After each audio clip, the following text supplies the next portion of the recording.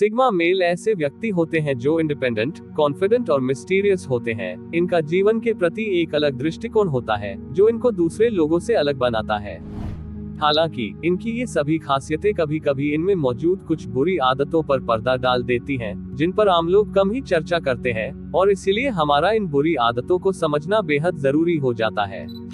तो आज इस वीडियो में हम सिग्मा मेल की साइकोलॉजी से जुड़ी 7 ऐसी ही बुरे गुणों के बारे में जानने की कोशिश करेंगे। तो चलो शुरू करते हैं। नंबर 1, सिग्मा मेल बहुत स्ट्रेट फॉरवर्ड होते हैं। सिग्मा मेल अल्फा मेल की तुलना में अधिक इंट्रोवर्टेड और चुप रहने वाले होते हैं। इस वजह से दूसरे लोगों के लिए इनसे बातचीत शुरू करना और इनसे किसी भी तरह के रिश्ते की शुरुआत करना बहुत कठिन हो जाता है। इसके अलावा सिग्मा मेल समाज से जुड़ने से ज्यादा अपने एम्बिशंस एंड इंटरेस्ट्स को प्रायोरिटी देते हैं, जिससे ये साबित हो जाता है कि इन्हें रिश्ते बनाने या दूसरों के साथ जुड़ने में कोई दिलचस्पी नहीं है। ये अपनी बातचीत में बेहद स्पष्ट और सटीक होते हैं और किसी को ठेस पहुंचाने की परवाह किए बिना केवल ट्रू फैक्ट्स पे बात करते हैं। इनका यही बहुत अधिक स्ट्रेट फॉरवर्ड होना उन लोगों को दुख पहुंचा सकता है जो दिल के कमजोर होते हैं। नंबर 2, टफ डिसीजंस लेते समय ये अपनी भावनाओं को दबा लेते हैं। सिग्मा मेल्स में कठिन निर्णय लेते समय अपनी भावनाओं को दबाने की अद्भुत क्षमता होती है, जिसे एक खराब गुण माना जा सकता है, क्योंकि इससे लोगों में ये संदेश जाता है कि इनमें दूसरों के प्रति सहानुभूति और कैर की कमी है, जो कि बिल्कुल भी सच नहीं है, क्योंकि सिग्मा आमतौर पर बहुत दयालु और कैर करने वाले लोग होते हैं। बात बस इतनी है कि वे समझते हैं कि जीवन में कभी कभी कठिन निर्णय लेने पड़ते हैं, और सही निर्णय लेने के लिए उन्हें अपनी भावनाओं को दबाना ही पड़ेगा और बुद्धिमानी और निष्पक्षता से सोचना पड़ेगा। नंबर 3, ये दूसरे लोगों की राय की परवाह नहीं करते। सिग्मा मेल्स के सबसे खास लक्षणों में से एक ये है कि ये अपने बारे में दूसरों के राय की परवाह बिल्कुल नहीं करते। यह बहुत ही स्वतंत्र और एम्पावर करने वाली सोच है, क्योंकि वे अपनी शर्तों पर जीवन जीने और दूसरों के द्वारा लिए गए डिसीजंस की परवाह किए बिना अपने खुद के लक्ष्यों को प्राप्त करने में सक्षम होते हैं। हालांकि इनकी इस खासियत को एक बुरे गुण के रूप में भी देखा जा सकता है, क्योंकि ये सब इनमें अलगाव और वैराग्य की भावना पैदा कर सकता है, जिससे दूसरों के लिए इनके साथ जुड़ना मुश्किल हो जाएगा। जब आप दूसरों की राय को पूरी तरह से इग्नोर करने लगते हैं, तो आप में सुपीरियोरिटी कॉम्प्लेक्स की भावना आ जाती है, जिसे अक्सर एक टॉक्सिक और नेगेटिव गुण के रूप में देखा जाता है। नंबर 4, जब इनको मजबूर किया जाता है तो ये अत्यधिक मैनिपुलेटिव हो जाते हैं। सिग्मा मेल्स को ह्यूमन साइकोलॉजी की अच्छी नॉलेज होती है, और दूसरे लोग इनके साथ किस तरीके से बातचीत कर रहे हैं इस चीज को एनालाइज करने में ये अच्छा खासा टाइम लेते हैं, और ये चीज इनको दूसरों को मैनिपुलेट करने की कला में बहुत हेल्प करती है, क्योंकि इससे ये दूसरों को अच्छे से समझ पाते हैं और फिर इसका यूज ये अपने फायदे के लिए करते हैं।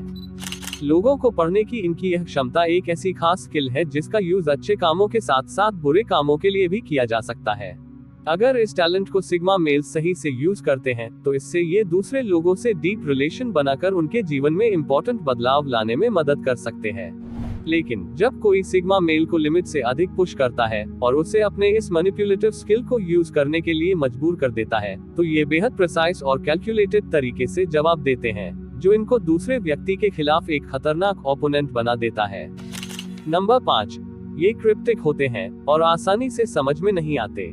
सिग्मा मेल्स अंदर से बहुत प्रिवेसी पसंद व्यक्ति होते हैं और अन्य लोगों पर इतनी आसानी से भरोसा नहीं करते। ये रिजर्व स्वभाव के होते हैं और लोगों के सामने खुलकर बात नहीं करते, जिससे दूसरे लोगों को ये अलग थलग रहने वाले कोई रहस्यमयी व्यक्ति लगते हैं। यही कारण है कि दूसरे लोगों को इन्हें समझने में और इन पर भरोसा करने में कठिनाई होती है, और इसके कारण लोग सिग्मा मेल्स के साथ कोई भी रिलेशन बनाने में असमर्थ हो जाते हैं। और सिग्मा मेल्स के बारे यही सब बातें ये साबित करती है कि इनको समाज में लोन वुल्फ क्यों कहा जाता है। नंबर 6, ये कभी कभी ओवर कॉन्फिडेंट हो जाते हैं। सिग्मा मेल्स को आमतौर पर सेल्फ अश्योर्ड और कॉन्फिडेंट लोगों के रूप में जाना जाता है, जो आजादी से और खुद के दम पे जीना पसंद करते हैं।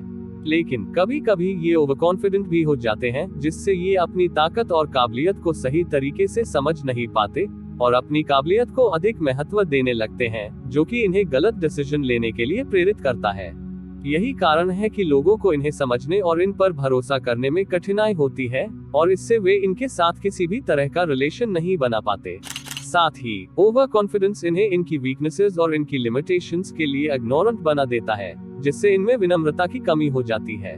ये इन्हें अहंकारी और अधिकारहीन बनाता है, जो दूसरों के साथ इनके रिलेशन को नुकसान पहुंचाता है और एक टीम के रूप में सहयोगात्मक रूप से काम करने की उनकी क्षमता में बाधा डालता है। नंबर 7, सिग्मास मैनिक होते हैं। मेनिया मन की एक ऐसी अवस्था होती है जिसमें व्यक्ति हाई एनर्जी, एक्साइटमेंट और यूफोरिया की कंडीशन में पहुंच जाता है, और ये बाइपोलर डिसऑर्डर या मैनिक डिप्रेशन की मुख्य विशेषता भी है। एक मैनिक सिग्मा सोचने लगता है कि वह दुनिया के टॉप पर है और वह अनस्टॉपेबल है। इसके साथ आमतौर पर भारी मात्रा में शारीरिक और इंटेलेक्चुअल एनर्जी जुड़ी होती है, जो इनको सिग्मास के सबसे शक्तिशाली वर्जन्स में से एक बनाती है। एक सिग्मा मैनिक कंडीशन में जिस भी चीज के प्रति जुनूनी हो जाता है, उसको पाने के लिए हद से ज्यादा ताकत और टाइम लगाने लगता है, और अपने जीवन की अन्य महत्वपूर्ण चीजों को, जैसे कि भोजन करना या अपनी मीटिंग्स को भूल जाता है। यहाँ ये समझना इम्पोर्टेंट है कि इनके द्वारा ऐसा करना इंपल्सिव और गलत डिसीजंस को जन्म दे सकता है। और अंत में ये समझना बहुत इम्पोर्टेंट है कि सिग्मास में पॉजिटिव और नेगेटिव दोनों तरह के गुण होते हैं, और सब सिग्मास की नैतिकता और इरादों पर निर्भर करता है कि वो किस गुण को अपने अंदर जगह देता है। इस वीडियो में बस इतना ही। इस वीडियो में आपको कौन सी बात सबसे ज्यादा पसंद आई, मुझे कमेंट करके जरूर बताएं। वीडियो देखने के लिए बहुत बहुत धन्यवाद।